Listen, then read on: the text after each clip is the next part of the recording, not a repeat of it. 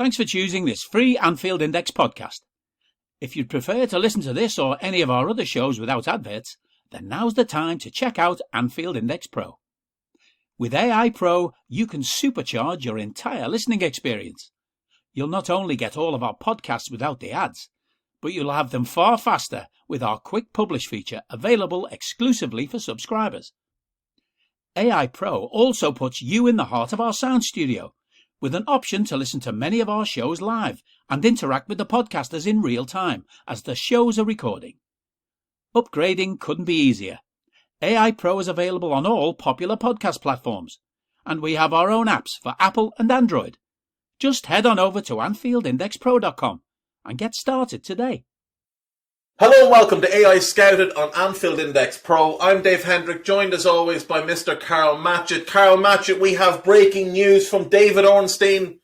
Jurgen Klopp has signed a contract extension with Liverpool that will see him and his staff stay at the club until 2026. How does that make you feel? I'm so glad. Yes. We are also joined by the one and the only Mr. Gags Tandon. How are you, sir? Oh, I'm so glad. So glad.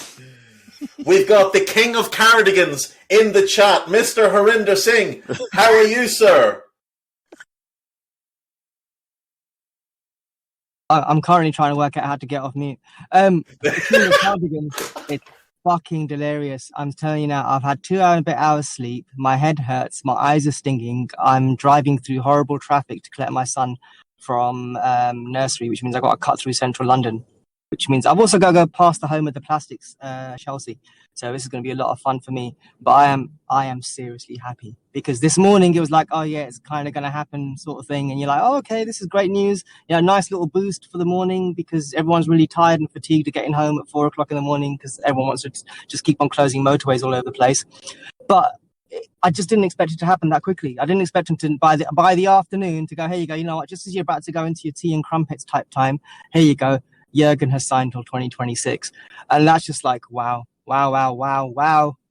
Fuck, he's going to outlive most people's contracts at the club in regards to players. Oh shit, new players too. Oh, it's everything a Liverpool fan could ever want.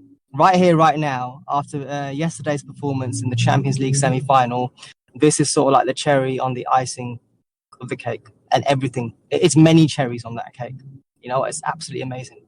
It may well just be a cherry cake. Karl Matchett, we deserve this. We lived through Graham Souness taking a machete to our club. We lived through Roy Evans and his anti-defensive football philosophy. We lived through Houllier and his, no, we're not going to sign Zidane, but here's the next best thing. He's the next this guy. It's Igor Bishkan. We lived through Hodgson. We lived through dark days under Rodgers.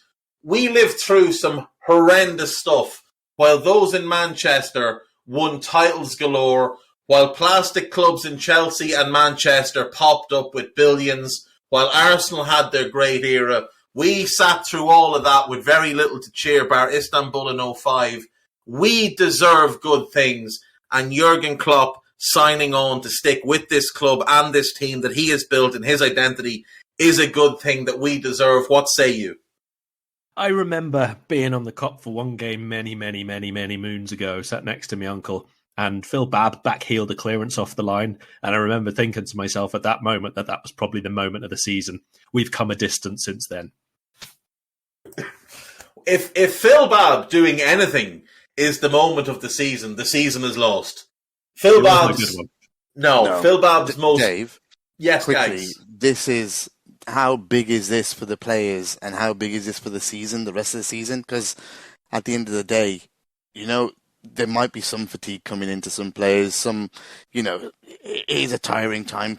He's started to start the same team, just a couple of changes now rather than the 3 or 4 he was doing before. It's just 1 or 2 now, and he's obviously it's a business end. You're going to have to, but how much of a boost is this going to be to the players that have already committed, which is about 4 or 5 at the start of this season? And then the next line? Because there's going to be Sadio coming up and Mo coming up. We were talking this morning, Gags, when the news broke out. So I think I have the timeline right in saying that Neil Jones was the first one to say it on Twitter, and then Paul Joyce dropped an article. And then we were talking about this on WhatsApp earlier about what this could potentially mean for Salah. Could this be a trigger for Salah to say, if Klopp's committed, I'm tied to him, and sign on? So there's that aspect of it as well. And like you mentioned, Mane, Naby as well, one whose future's a little bit completely up in the air because he's got 1 year left after this. And how highly is Klopp talking about him at the moment? Exactly. So if you're any of those players, like I said, why would you want, if you're Klopp, how could you look at this group of players with Ali, Trent, Robbo, Virgil, Fab, all signed long-term, the likes of Ibu signed long-term. Yeah. I said them. Oh, yeah. Diaz signed long-term, Jota signed long-term. If you're Klopp, how could you walk away from that? And if you're Salah and you're Mane and you're Naby, how are you going to look at Jurgen Klopp and this team and want to go anywhere else? When you look at the adulation you get from the fans, you look at the quality of your teammates, you look at the genius of your manager, how well run your club is, how this club, unlike others, goes out of its way to accommodate your life and make things as easy as possible for you, you have to really be looking at it and thinking, this is where I want to be. This is where I want to be long term. And Klopp signing on is a massive part of that. Do you know what? I'd even say short term as well. I mean, I absolutely don't doubt anything that you've said there, but just in terms of the timing of it, you look at our next game and obviously all the big, massive matches that we've had, rivals and derbies and knockouts and all the rest of it, is, let's say, a teeny tiny bit of danger that a Saturday early kickoff in the league against a side not going for a European spot, it seems a bit mundane. But Newcastle are the most informed side in the league right now. They've won the last 4 and nobody else has. I don't think it's coincidence, to be perfectly honest, when this announcement might happen. Yeah, no, I don't think so either. They've just made it all about Jurgen, haven't they? That television program, whenever it previews up and starts on Saturday morning, literally has now become all about Jurgen and not about Newcastle. Exactly. And as well as that, just for any of the players that are, starting to feel the effects of a long season and maybe running on last reserves of energy, this has to be like a revitalizing serum where, you're just getting that extra adrenaline shot in the arm that, Christ, he is in this for the long haul. And look, it's come full circle with Klopp now, where prior to the pandemic, I think we all thought he's going to stay and stay and stay. Why would he leave? Why would he want to go anywhere else? What else is there after this? There's only a couple of clubs that you could really see Jurgen Klopp managing. A couple of clubs that would get him and that he would get. I think Marseille is one. I think Sevilla could be one. And I think Napoli could be one. In terms of city and culture and what those people stand for, I think he could get on board with them and they'd get on board with him. But none of those clubs have the draw of us. None of those clubs have the finances of us. They don't have the players that we have to bring him there. He'd have to start all over again.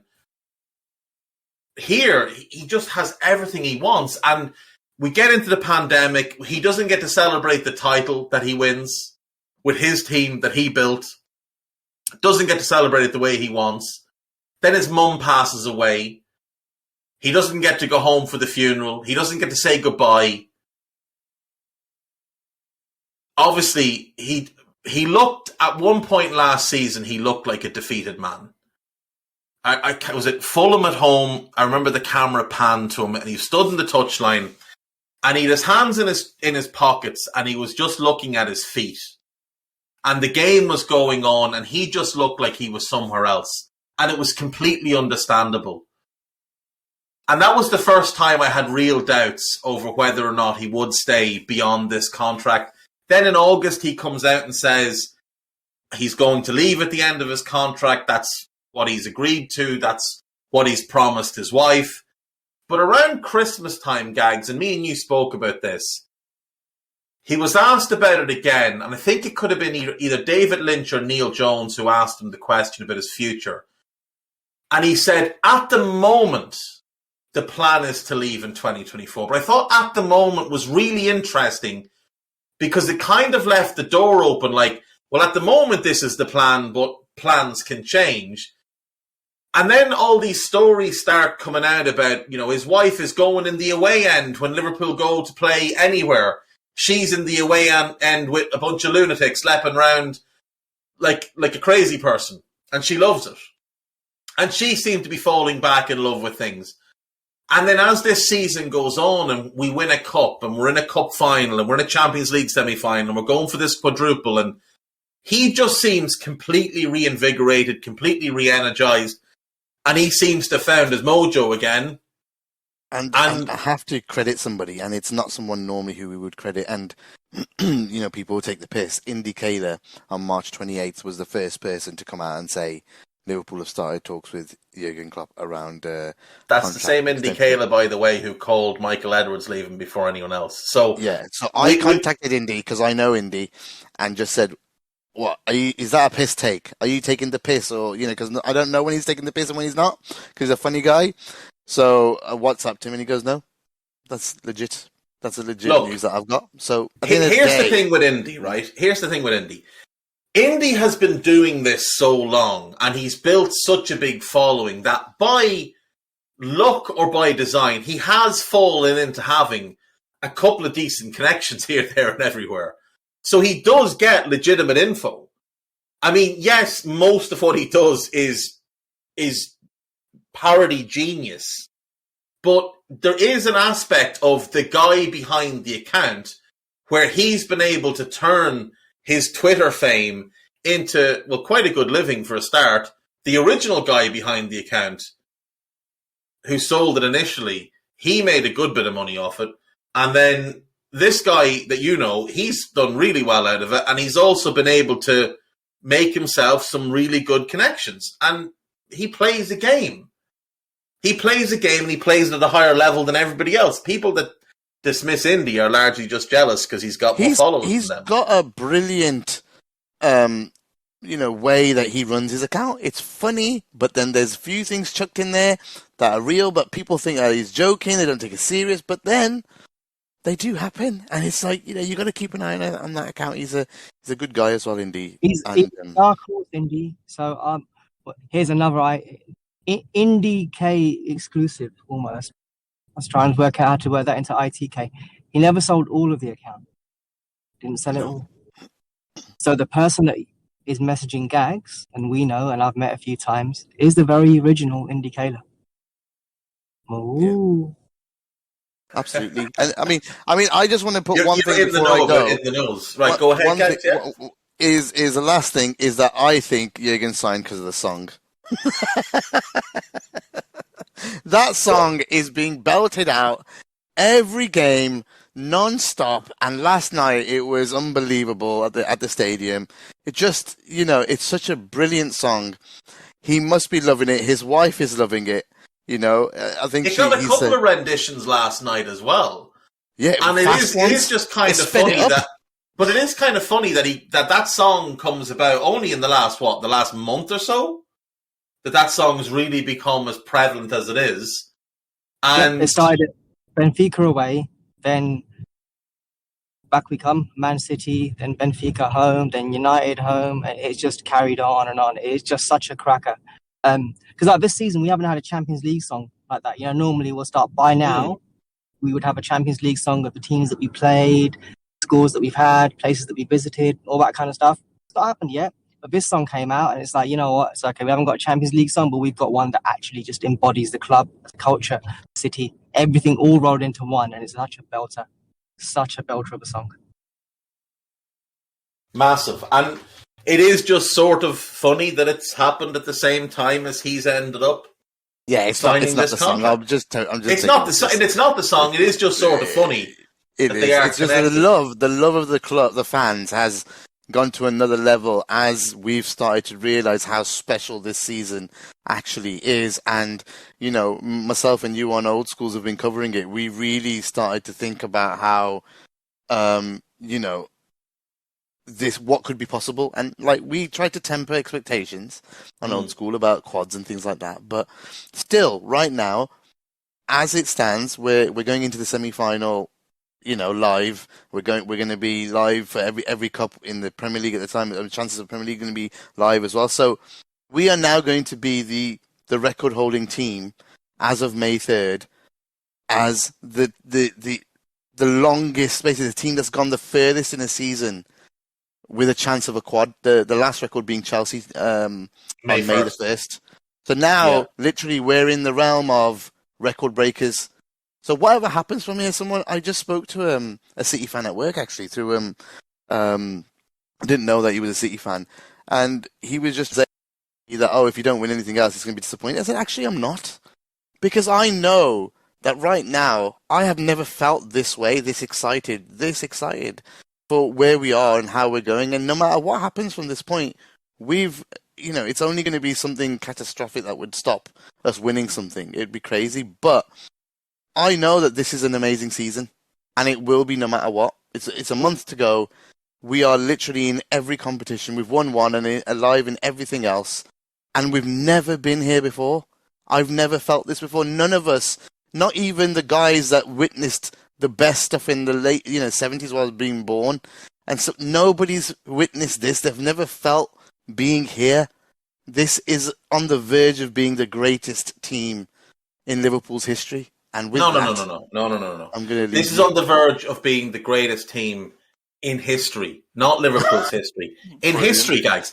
The only other team who's won a proper quadruple like this, the only other team in any top league, was Celtic in 1967. They won the Scottish Premiership, the Scottish Cup, the Scottish League Cup, and the European Cup. And no one else has done it.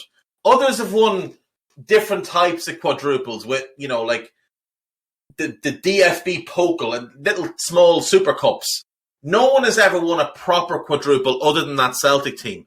When Manchester United, widely seen as the greatest English team ever who won that treble, when they won that treble that season, they won 36 games.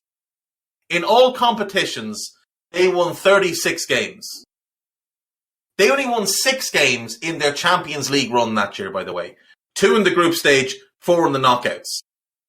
We won 6 games in our group stage this year. We've already won 41 games this season. 5 more than they won.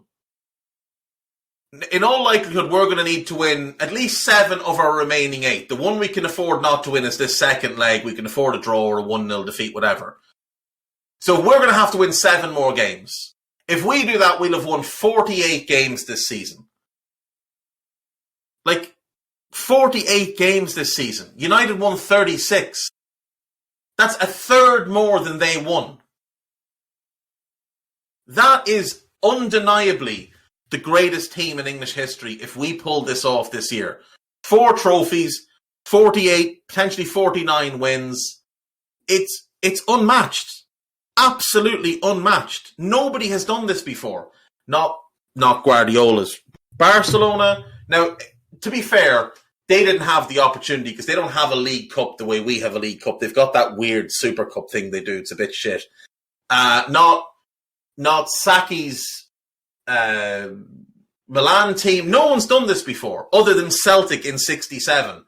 You might as well be talking about a different sport. And it's Scotland. It was the second league title they won in a run of 9 in a row. So what was the level of competition domestically? Probably not much. This will be the greatest achievement in the history of club football if we pull it off. To get as close as we are now is a massive achievement. Regardless, we've won more games this season than United won in their treble winning season. That alone is a hell of an achievement. We're in the final of the FA Cup. We're one step away from the final of the Champions League. Now, what we don't want to happen is we don't want a Bayer Leverkusen 2001 scenario where you go into that last week with a chance of winning 3 trophies and end up with nothing. That would be the nightmare. But to be where we are, Karl, to be where we are, this is incredible. And Klopp signing on for 4 more years of this gives you the feeling that this might not be the last time that we have a go at this. Even if we don't pull it off this season, we're going to be really well poised to have another go next season, the season after, and the one after that, and the one after that. Yeah, we'd be in a great position to have a go. Whether you actually get to have a go into the final months is obviously very, very difficult to do. Hence, we're now setting the record of going the furthest with a chance still to do it. But even so, I think we've learned by now. I think everyone associated with Liverpool should have learned by now that 1, it's always about the journey. 2, it's always just about if we don't do it, we'll just go and win the next competition instead or try and do it again next year or anything. Nobody at the club is like overly concerned, if we happen to go out of the Champions League a little bit earlier than we should have, because it's not about one game in isolation for them. It's about a really big long-term continual process. And 2 more years of this just means that it continues, hopefully, in the same upward trajectory. Exactly. So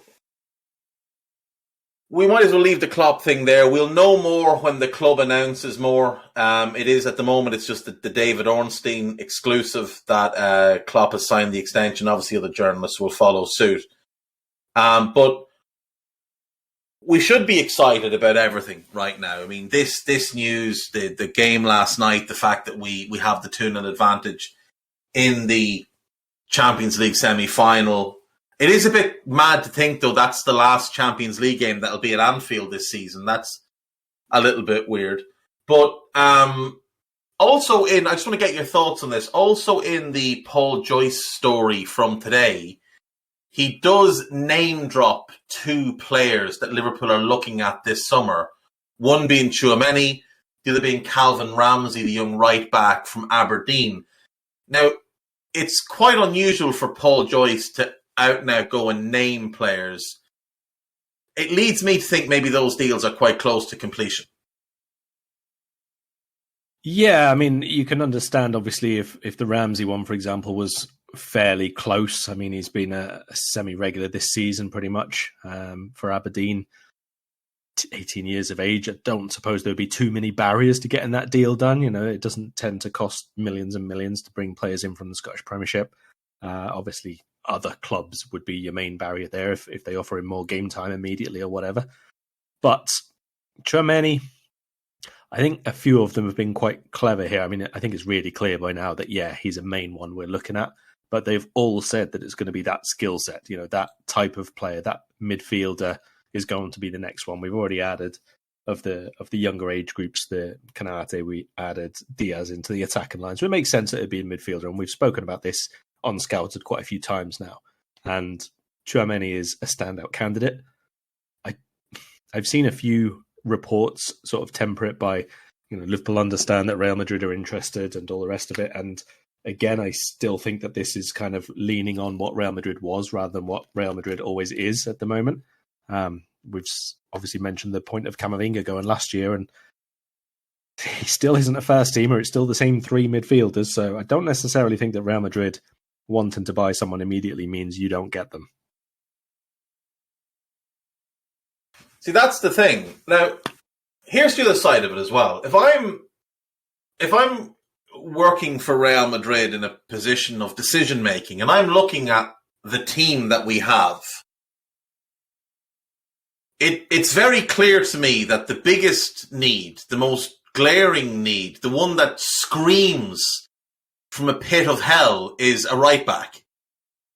Because poor Dani Carvajal left all his talent and ability in 2018. Whatever deal with the devil he made to play for Real Madrid for as long as he had, reach the level he did despite being quite limited, and win 4 Champions Leagues, the devil took his talent away in 2018. That man can't play anymore. That's the biggest need. Centre-back is a glaring need. And obviously they want Mbappe and they want Haaland as well. Tchouaméni's name has been linked to them for a long time, but I wonder if much of the links to them is just lazy journalism, because the other club he's always linked with is Chelsea. And they have no money. They're not allowed by anybody. and we don't know who their new owner is going to be or what their approach is going to be. And yet Chelsea are always chucked in as well as a club that are keeping an eye on him. So last January 2021, Ornstein says Liverpool are interested in Konate. And around April, Joyce says Liverpool are interested in Konate. And the deal was done a couple of weeks later. This January, Ornstein says Liverpool want Tchouaméni. And this April, Joyce says Liverpool want Tchouaméni. And Paul Joyce is so careful. He doesn't name players unless things are fairly far down the line. He just doesn't bother because he just doesn't care enough about the clicks. You know, I don't know. As I said this before, Paul Joyce he's a national treasure and he should be protected. Like, if you see his tweet today with the link to his article, there's no little teaser, no little thing to give you a taste of what's in the article to draw you in. He just puts the link out. There it is. Read it, don't read it. I don't care. My work is done. I'll write no more. I think Joyce is really careful about what he does, and I know that he has to say, you know, Real Madrid are interested, but there's a lot of reports coming from Spain in recent days that Real aren't in for him, including by that man with the ridiculously greased back hair. Nothing to say about him.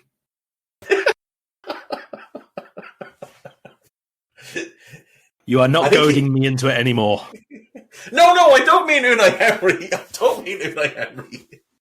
You know your man, the TikTok man. What's his name?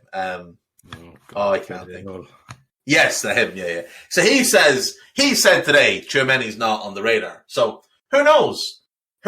Maybe it gets done. And if it gets done, I'll tell you who doesn't know. He doesn't know. There you go. Look, if we can get Tchouaméni done, it is a massive boost. If we get Ramsey, it solves another problem. We know that we've got Carvalho coming in. And that probably, Karl, unless somebody leaves, is going to be our summer business, bar possibly the addition of, you know, another Harvey Elliott type or a Kate Gordon type or a Bobby Clark or, you know, Carney Chukwuemeka is the name I'm thinking of. A guy who's got a year left in his contract, massive prospect, clear he doesn't want to stay at Villa, someone we have been linked with in the past. I think if we get Tchouaméni, that's the big signing taken care of. Ramsey sorts back up right back. Carvalho gives us an added body in attack, and I would expect that Taki Minamino moves on with Carvalho sort of taking his minutes in the first season. We don't really need to do a lot unless Mane or Gomez or Costas leaves. But if they leave, we'll replace them. But we may well, in April, be very close to already having taken care of this summer. And Liverpool can just put their feet up while everybody else scrambles to get things done and thinks, well, we're already set for next year. Look at all you foolish clubs, you badly run clubs scrambling around. We've taken care of our business.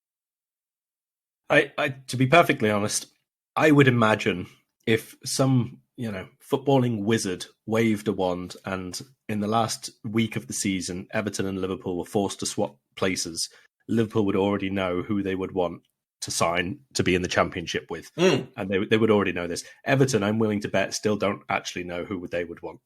Not a clue. I'm sure they had a few ideas, but basically, I'm pretty sure that the way that club is, they wouldn't have a clue on who would definitely be interested in coming to them, who would definitely be within their budgets, all the rest of that stuff. It's just the way that Liverpool is run at the moment. It's so far ahead of anything that we've seen previously, to be honest. Karl.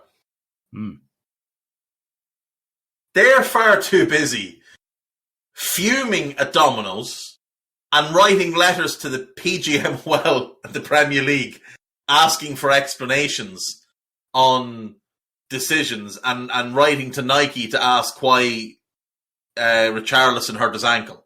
Like, they're far too caught up in, you know, the really important things. But let me ask you a hypothetical question.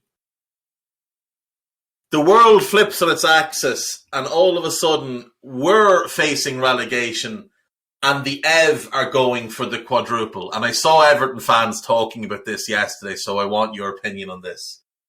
would you accept relegation and potentially up to 5 years in the Championship purely if it meant that they didn't win the quadruple?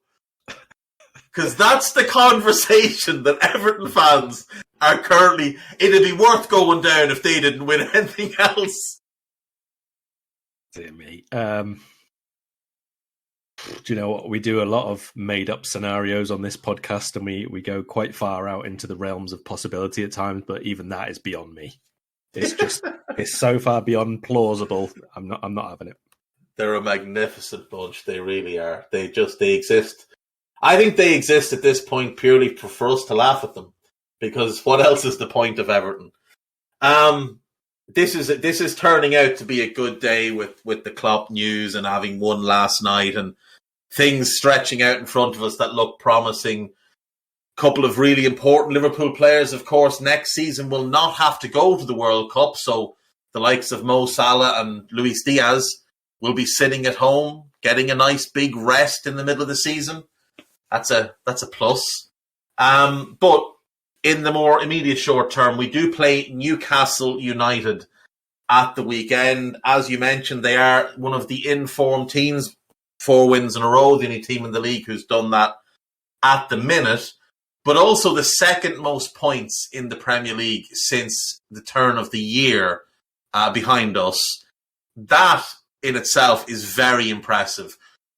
Just on a broad broad strokes sort of look, what has Eddie Howe changed about Newcastle post-Christmas from what he was doing pre-Christmas that's resulted in these results? Oh, quite a lot. They defend as a unit now would be the first thing. I wrote a piece about them it must be about a month ago, I suppose now. It was after he'd been in charge for 14 games. So there was like the first 7 and Newcastle was still pretty horrendous in, and then his next 7, and they were clearly on the improvement level there.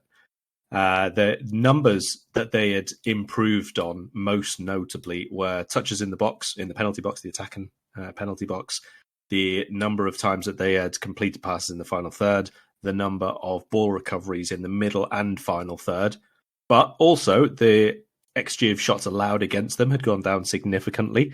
The average distance that they had allowed shots to be taken from had increased, so they're forcing people to take lower quality chances from further outside, the penalty box or outside the penalty spot, that sort of thing. There was also quite a notable decrease in the amount of passes that the opposition were allowed before a defensive action was made against them. Pressures were quite considerably up in the middle third as well.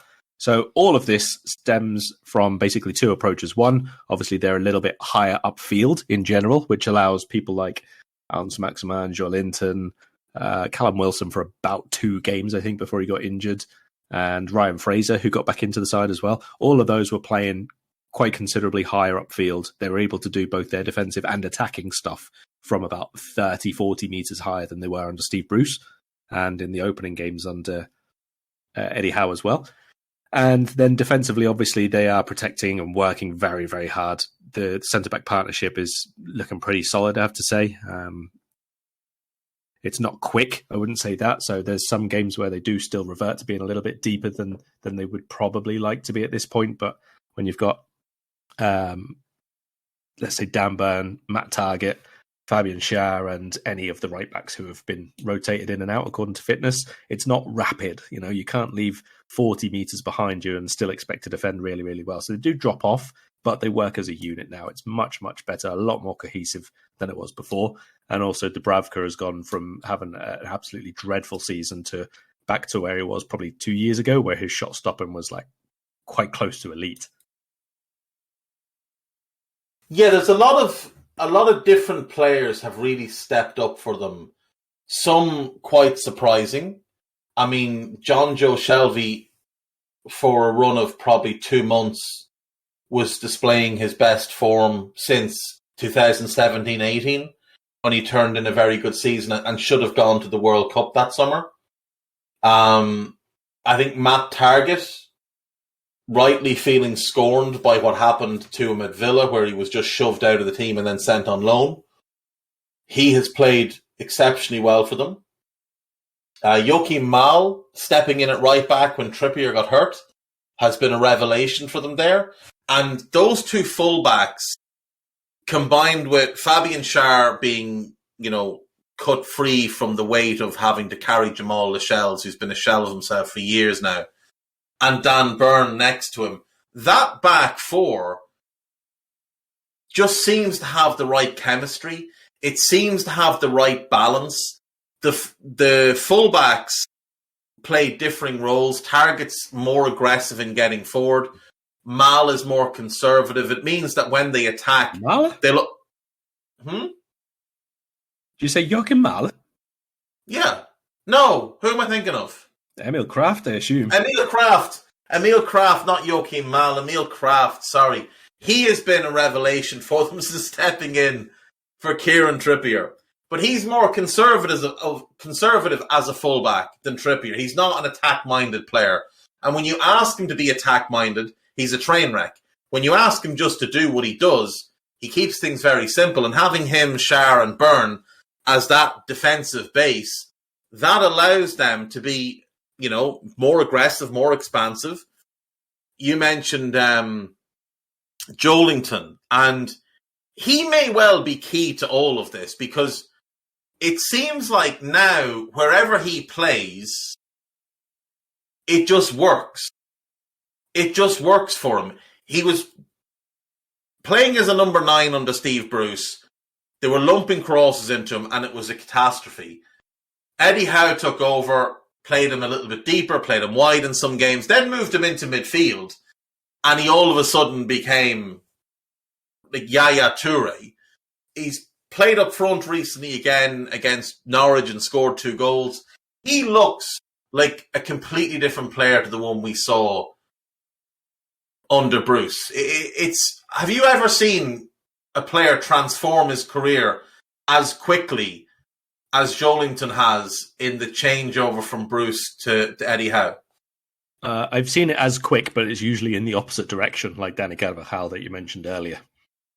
Where they just fall off the cliff. Yes, where their time has come and their expiration date has gone, and one day they are in date and the next day they are very much not, and they suddenly look like, they belong in more like a tree plantation or something like that rather than a football pitch.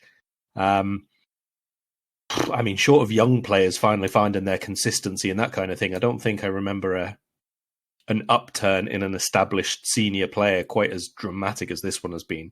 And, there's a lot to be said, obviously, for a manager getting the use out of a player in the way that he is, the way that his skill set works best, let's say. Things that he was being used for under Bruce was basically as a big target man up top, but with very little support around him. He was expected to hold up the ball and turn 2 defenders and carry the ball and then wait until Almiron and a couple of others had got 40 yards further upfield to help him out. It was never going to work. It was never going to be the things that he's best at. But even so, it's quite surprising how much of like a really good ball winner he has become for them, how much of a diligent tracker of runners, all that kind of stuff, which you wouldn't necessarily expect even from a hard-working forward. But he's like you say, he's been pretty key to making it all work through the thirds, and especially because they've had quite a few injuries to people like Maximan missed a couple of games there. Callum Wilson, I mentioned, he's been out for a while. They've had to rely on people like Dwight Gale coming off the bench for 3 or 4 minutes at a time. So it's very important that Joelinton stays fit for them. And along with Ryan Fraser, I would say, who's probably had a new lease of life, being actually able to play as a winger, not a wing back, not a right midfielder standing 3 yards in front of his right back in a back 17. All these kinds of things help people get back to what they were before. Obviously, it helps with Fraser that he's worked under Eddie Howe before or whatever, but just using people in the areas of the pitch and using the skill sets that they had, which made them good in the first place, that's obviously all helped a lot. Yeah, and I think as well, big credit has to go to Howe for changing the entire culture and bringing the squad together as a collective group where everybody feels important, everybody feels valued, everybody feels like they can contribute. Like you mentioned Dwight Gale, it's short bursts off the bench, but by Christ, he is giving everything he has for every single minute he's on the pitch. Like, he's not just coming on and loafing about the way he had done previously. He's coming on and he's full speed the whole time. Joelinton, like, we laughed on previous scoutings about Newcastle's tactical setup of, the flat back five and then a midfield three with Almiron basically playing next to the midfield and then Joelinton like half the pitch away, having to wait for the one runner that was allowed join him. And he went from that and been largely seen as one of the bigger flops in the last however many years of the Premier League to someone that legitimately I was looking at a few weeks ago and thinking, would Karl laugh at me if I suggested we should sign him to be our right-sided eight? Is that too ridiculous to suggest that he might actually fit into what we want to do? Because he just has. No, I'm not suggesting. But look, no. But like there was moments where you were watching and thinking, this is not the same player. If this guy arrived in the Premier League and we didn't know anything, and none of the last couple of years had happened, we'd all be sitting there thinking, Newcastle have signed an absolute worldie. This guy is going to be unbelievable once he's fully settled in. He's only been here a few months and he's brilliant. It's incredible how he's turned it around. Normally, like you said, it's the Stefan Ancho thing where 1 week they're fine and the next week they can no longer be considered as footballers. He's gone completely the opposite direction. He has jumped, not climbed, he has jumped up the mountain. Yeah, not wrong. And like the big thing that they've done, obviously, is find consistency quite quickly as a team. And that has come from obviously having a set way of playing both on and off the ball, but also they've managed to get in the couple of people that they needed in defence who are better than what they had before. I think when we did the pre-January transfer window, Shah was the one who I would be leaning on to start. But, Lascelles had not had a good season at all at that point. He's come into the side now and then when they've needed him to, and he's been better. He's not, I wouldn't say he's like at the top of his game or anything like that. I don't think he's going to become a fixture in the team for them again, but he has been improved. So obviously there's a lot of man management which has gone in there as well, a lot more confidence around the place, which you can expect. That comes with victories and with decent performances. When you've got obviously one big boost, which is in this case Bruno Gamersch coming in and showing them basically the level of the caliber of player they might be playing with next season if they do well this season. I think that's a pretty good motivator as well. Yeah, without question. And there is something starting to bubble. It was a massive, big, brave decision by Eddie Howe as a new manager at Newcastle to drop the club captain.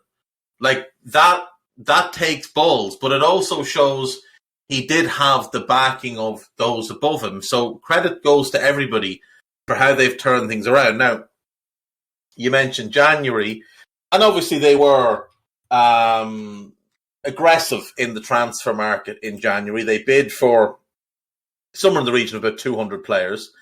They end up with Trippier, who had a decent start, but then got hurt and hasn't been part of it.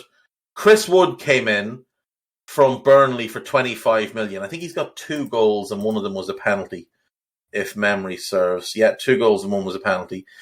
But he's offered them something, and when Wilson got hurt, he became even more important. Dan Burn, we've discussed how the defence has improved, and we've discussed Matt Targett. But the one they got that was sort of a wow moment, and it's taken him a bit of time to establish himself as a starter, but he's already got 4 goals in 13 games, even though scoring goals is one of the last things you'd think about for him, is Bruno Gamersch, who is an outstanding footballer. And when I think about the potential of Newcastle building a title-winning team, he's the one player they have now that I think could be a starter in a team that goes on to win the Premier League. He has a bit of everything to his game. He's a great passer. He's excellent defensively. He's diligent. He works hard. He reads the game well. Very tactically switched on. What's your thoughts on him thus far? And do you think the likes of Arsenal and Tottenham, who were and Manchester United, screaming out for a midfielder like him, will regret not making a move in January when obviously he was available? Yes, pretty much everybody from Chelsea downwards in the league should probably have been signing this guy. He was, I think, for about the last 3 years, pretty much, he's been on the cusp of being really good. And this season, even if earlier in the campaign he didn't really hit the heights he's capable of, I think he's shown it for long enough now. And in this summer at the Olympics as well, loads and loads of reasons to buy this guy, especially when you are in a position of needing to improve, needing to rebuild a team to some extent for some of those sides. A skill set which can be used in many different tactical roles. I've been surprised, to be fair, how high upfield he's been playing for Newcastle. I thought he might be, one of the deeper ones, maybe in the role that Shelvey has played or alongside him. But he seems to have a lot more license to really break forward and get beyond the centre forward at times, even really pressing high upfield, as we saw for his goal against Norwich, for example. A bit of a one-off, you would imagine, but that kind of area is where he's been in to get into the box on the end of cutbacks and second balls, all that kind of thing. That's where most of his goals have come from. So using him at the minute, I think, in an attacking sense, just to get him involved and to utilise the technical skills that he has. But longer term, if they do, really add like a proper top tier ball winning, ball carrying sort of midfielder instead of, let's say, where Longstaff or Willock has been playing some of the time, maybe then you could see Gamersch reverting to like the 6 instead. Yeah, back into a kind of a more natural role for him. But I suppose one of the things it does, because like you mentioned earlier, they have improved defensively, and one of the ways they've done that is by just playing higher up the pitch and getting a player with his defensive skill set and playing him that bit more advanced allows them to start defending that bit higher up, trying to win the ball back, something he's very good at. And it does ease a lot of the pressure off those behind him, because there's still some questionable players in this Newcastle team, of course. Sure. It's largely the team that were bottom of the league for a while. It hasn't all just gone away. Some of them still aren't very good. They're just playing well at the minute in a team that's confident. So by using him that way, you're also protecting what's behind. And we've seen other managers do it. Like we've seen when Naby was with Leipzig, we saw him deployed as a number 10 at times when that was a bit of a foreign role for him. But it allowed him to use his ball winning higher up. And then once he had the ball back, his creativity came into play in the final third as opposed to in midfield. Are you suggesting that he's the new Freddie Guarin? There'll never be another Freddie Guarin. Nor should there ever be another Freddie Guarin. It's a little bit like Arturo Vidal when he was used almost as number 10 basically for Leverkusen. Or Nainggolan. Yeah, Nainggolan as well, yeah. Probably not quite as aggressive as those two. Nobody's as aggressive as Nainggolan. Yeah. But in the same role, in terms of being a very, very high upfield ball winner who actually is really, really good on the ball. Yeah, exactly. Like a defensive number 10 who's also really good in the number 10 role once he gets the ball. Yeah, absolutely. So I've got one. I know we've already done this section on the Klopp on the podcast, but one that's coming out now, one of the more recent reports, Dave Maddock of the Mirror says that the deal will run to 2026, but also an option for longer. Oh. What's Karl, what if he just decides, I'm just staying. I'm not leaving. Ever. They're carting me out of here in a box. What if he does a Wenger type of tenure? Like, why, if he's going to manage, because I don't believe he'll retire when he leaves Liverpool. Where else is he going to get what he has here? Where he has complete control.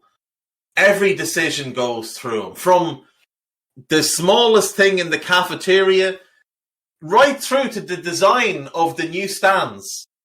He gets involvement and say in everything. Why would he leave? They gave him the training ground that he wanted to bring the academy together.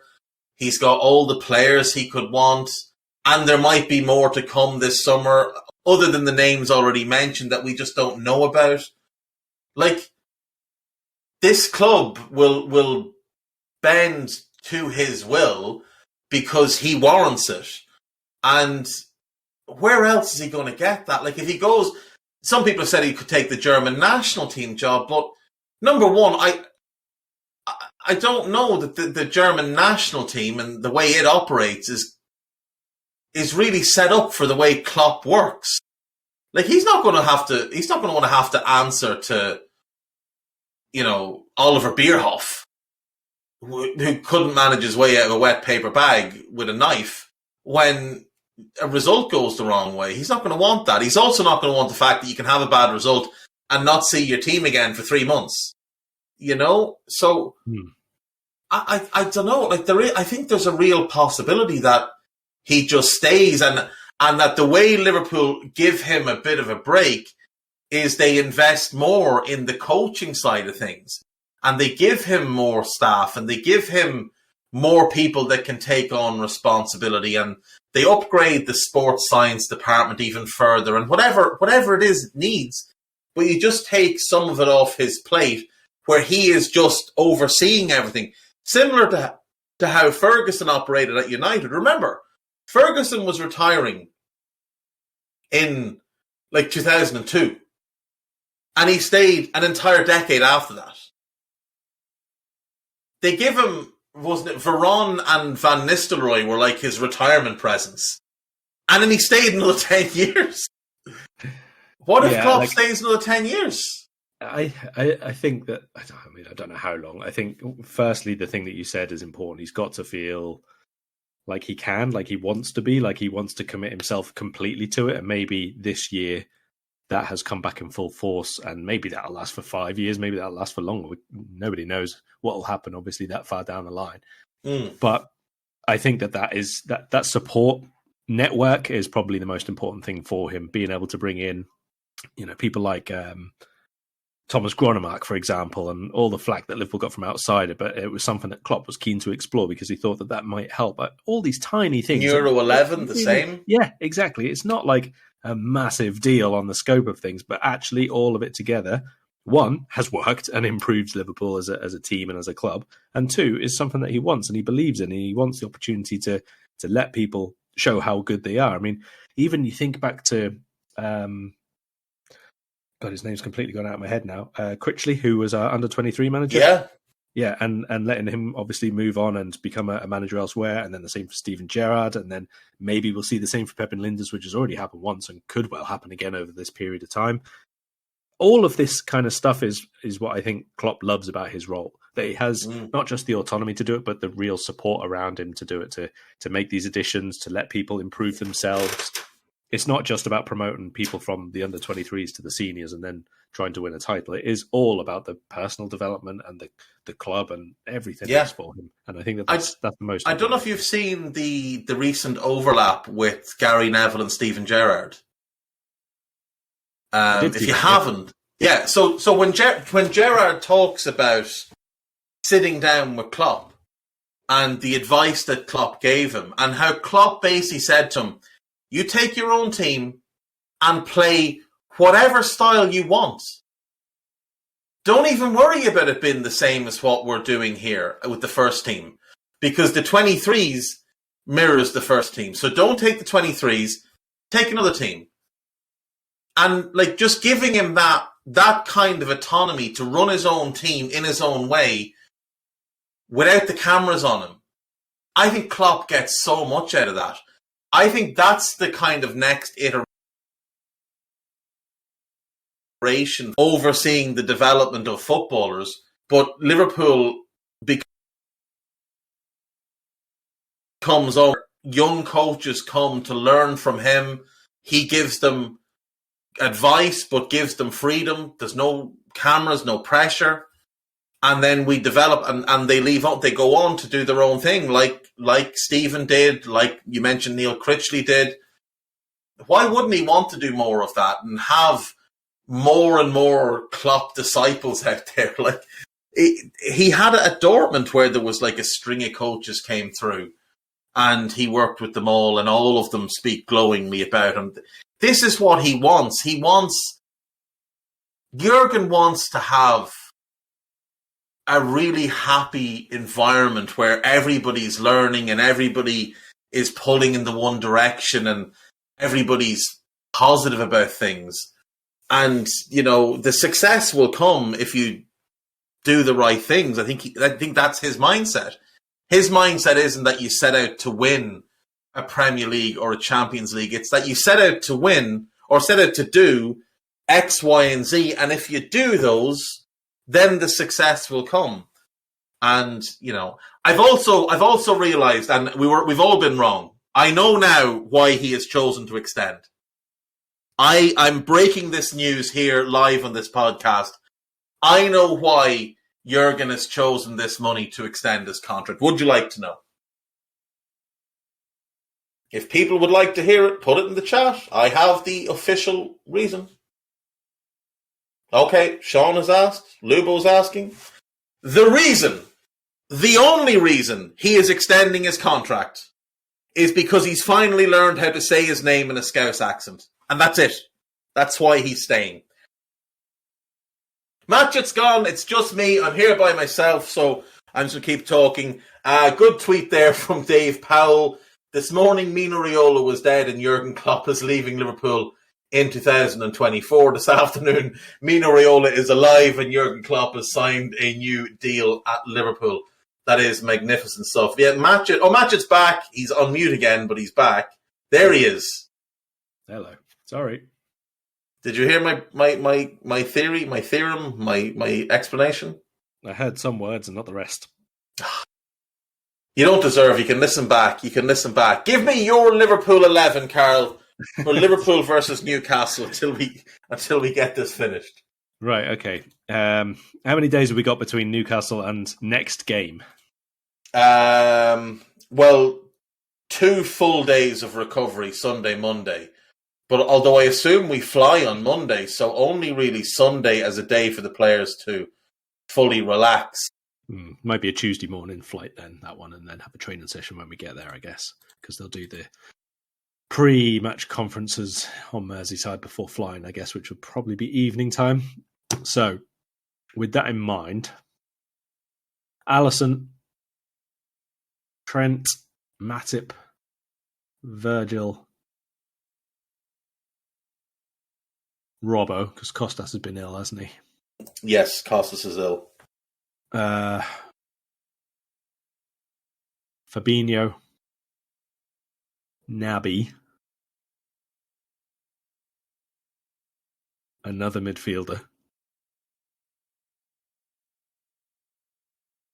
Jota to start, Diaz to start, and Salah to start. Doesn't feel like enough changes for the turnaround, but I know, that's the thing. I wonder if Fabinho sits out and Henderson plays the 6 with Jones as the third midfielder. So Jones, Henderson, Naby. Well, Jones wasn't available midweek either, was he? Oh, Jones is sick as well, isn't he? Yeah. I don't think he'll start Elliott. No. So I'm guessing then... Oh, are you going to suggest James Milner? No, absolutely not. Not even in a fit would I suggest James Milner. I'd put you in the team before I'd put Milner in the team, and you've only got one good leg now after that knee injury you had a few years ago. I'm up. I would say Henderson, Fabinho, and Keita is probably the choice here, and then Keita, Fabinho, and Thiago in the away leg. And then Henderson comes back in for the following league game. But because I don't see any possibility that he starts Ox. No. I think his days are done. See, this is what I was saying a few weeks ago, that we're going to get to this point into the last 6 weeks or 8 weeks of the season, and it's going to become a core of 14, 15 players who start every single game, and there'll just be 2 or 3 of them rotated in and out. But you get to a point like this one where there's only 2 and a bit days between full-time and kickoff. Would you rest Trent and start Joe?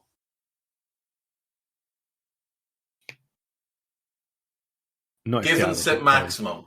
playing. Not if Thiago's not playing. That's fair. That is fair. I don't think we can start all of those, let's say, previously brittle ones. Not all of them. No, and Bobby's injury just complicates things a little bit, because this would be the ideal game for Bobby to start with Jota on the right and Diaz on the left, and give Sadio. Can I offer you an alternative up front. Yeah, can I offer you an alternative? We've done this against Newcastle before. A 4-2-3-1 from the start. Fabinho and Henderson paired up. Yuck. Origi as the 9, and pick your ones in behind. Yeah, I mean, like you said, we have done it before.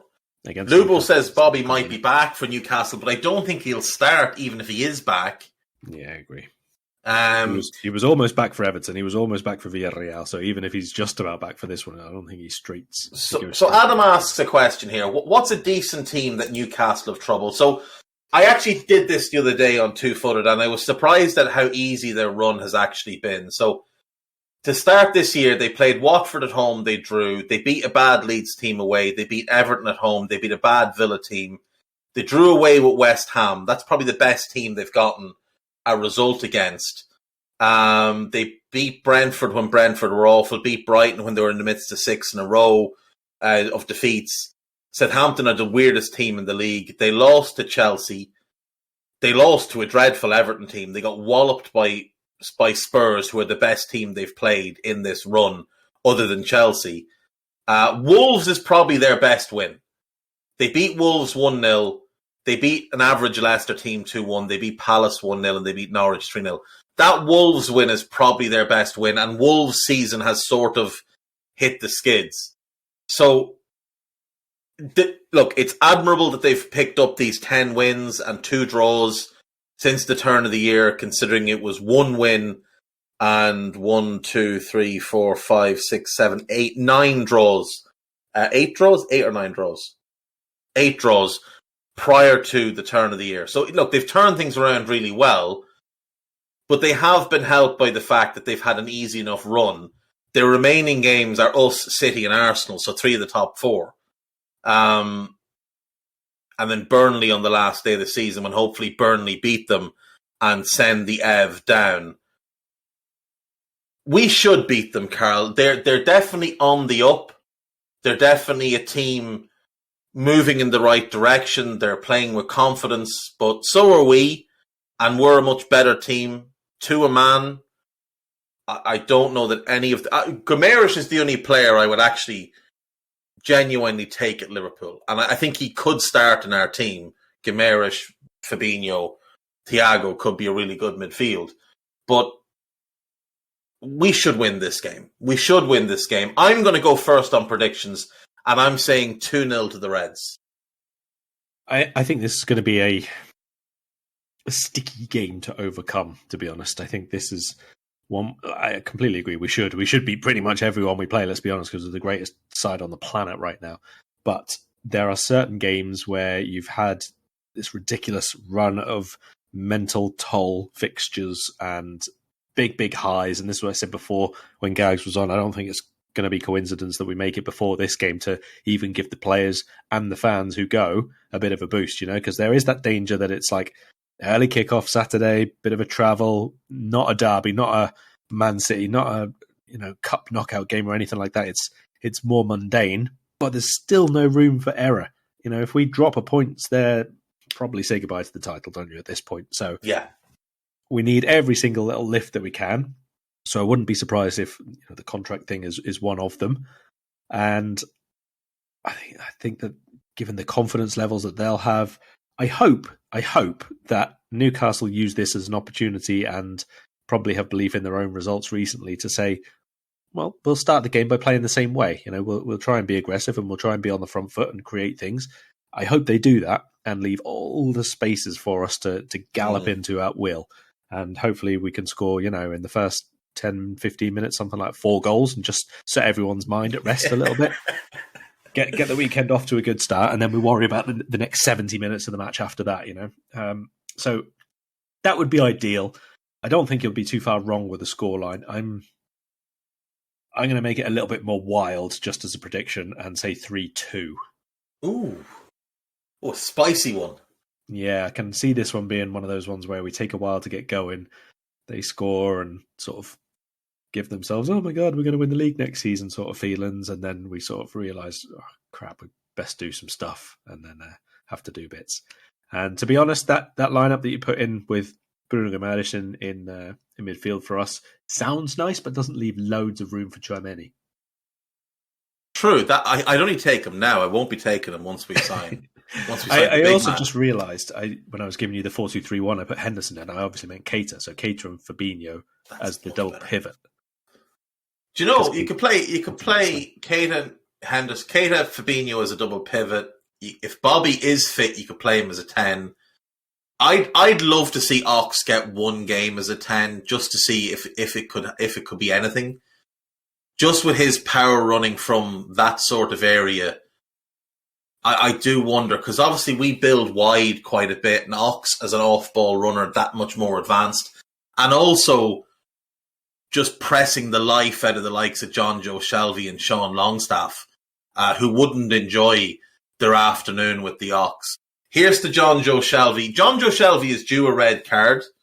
Let me just have a quick look. What's John Joe Shelvey's disciplinary carry-on being this season? I don't remember him being sent off, but he does. He's been sent off once. He was sent off for 2 yellow cards. John Joe is due a straight red. So here's hoping this is the game where he gets a straight red. Obviously, we don't want anyone of Liverpool to get injured. So, he gets caught as the last man off a set piece or something, and he hauls down Salah and he just gets the line after 25 minutes. And, that'll set us up nicely. We'll take John Joe. John Joe's been captain of late as well. Maybe that's helping him mature. But no, we'll take a John Joe Shelvey red card if at all possible. Hasn't been sent off since Spurs back in October. He's definitely due. It was the second appearance of the game of the season, and he got himself sent off in a 23-minute cameo. So fair play to John Joe for keeping up appearances. I'm pretty sure Shelvey's on like a 300-game run now of either scoring, getting sent off, or scoring an own goal against Liverpool. Do you remember that game? Do you remember when we played? The Fulham one, yes. Yeah. He did all the things. Yeah, all the things. He's a great lad. He does a little bit of everything. Some of it's good, most of it isn't, but it is what it is. I think we'll win this game, and then obviously we go to Villarreal, and we've given ourselves a situation where we can be a little bit comfortable in that second leg. We don't have to be, to push from the off. We can let the game come to us. Let them come and play us. Why not? Because they're the ones that need to score the 2 goals. But the big thing about this weekend, Karl, is that if we win, we go top, and it puts all the pressure back on Manchester City. And the last thing we're going to touch on before we finish is Man City versus Leeds. Now, you are a self-admitted member of the Jesse Marsh fan club. I'm not sure what your role in that fan club is. I don't think you're president, but you could well be, secretary or treasurer of said group. Is there any chance that Jesse Marsh pulls off a result against City and we spend the next episode of Scouted playing real American, the Hulk Hogan theme music for the entire podcast? I'd love to say yes, but I mean, his pre-match comments so far suggest that they're just going to go out and play the way that they always do, which has a few people fearing that, it might be like 9-0 at half-time kind of thing. But Leeds have only conceded 1 in the last 3 games. Now, when you get to this stage of the season, I'm not 100% sure that all the stats are that meaningful, because you've got some teams switching off by now, like Southampton's season is kind of, it's getting to that end of season thing where they either draw 0-0 or draw 4-4 every single game. So I'm not 100% sure. They're still obviously fighting relegation, which is, I think, something in our corner. They probably need one more result to be certain of it, I'd say. Hasn't got to come in this particular match, but it'd be really, really, really, really, really helpful if it did. It would. It would be massively helpful, and if they lost the title at Leeds, it would just be funny. It would just be funny. Star Spangled Banner for our intro next week. Yeah, Star Spangled Banner. We'll recite the Pledge of Allegiance. We'll hug a flag. I've got an Irish Republic flag lying around somewhere. It doesn't have to be an American flag. You can just hug a flag. They're into hugging flags. And then we'll talk about, great American things like Hulk Hogan and Bruce Springsteen and, I don't know, Coca-Cola. We'll dedicate an entire show to America if we win.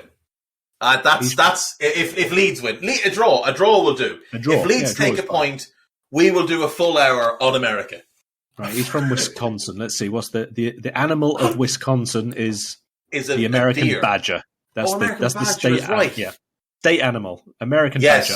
I'll sponsor one if they get a point. There you go. And I will sponsor a book in honor of the Milwaukee Bucks. We'll drink some Miller Lite. Well, I won't. I don't drink. You'll drink some Miller Lite. I love it. The cheese. They have cheese in Wisconsin because the Green Bay Packers fans are the cheese heads. So we'll have cheese on the podcast. That's what we'll do. Fucking Star Spangled Banner, Pledge of Allegiance, Real American, Deers, Badgers, cheese, and Miller Lite. That's what the podcast will be if Leeds can pull off the miracle. It's worth noting, in their last 5 games, Leeds have drawn 2 and won 3, and City have drawn 2 and won 3. These teams are in identical form. That means they're the same. So Leeds have a chance. And let's not forget, all this has got to happen after we win. After we win.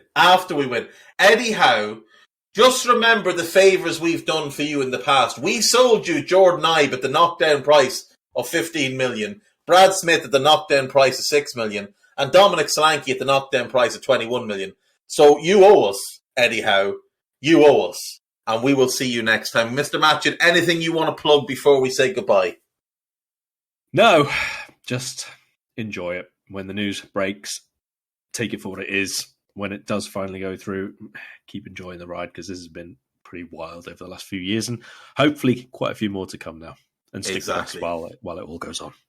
Exactly. Kloppo is committing to what will make him Liverpool manager for 11 years at the end of that contract. That is crazy to think. 11 years he would have been at Liverpool by the end of that. And sure, once you're 11 years, you might as well stay for 20, Jurgen. I mean, it's the same thing. You might as well stay 20. We'll see you next time. Follow Karl on Twitter at Karl Matchett, and follow Guy Drinkle at Guy Drinkle. Goodbye. We hope you enjoyed listening to this Anfield Index show. Please be sure to subscribe to our channel so future podcasts find their way to your device automatically. There's nothing quite like fan engagement, and we'd love to know what you think of anything discussed on this show.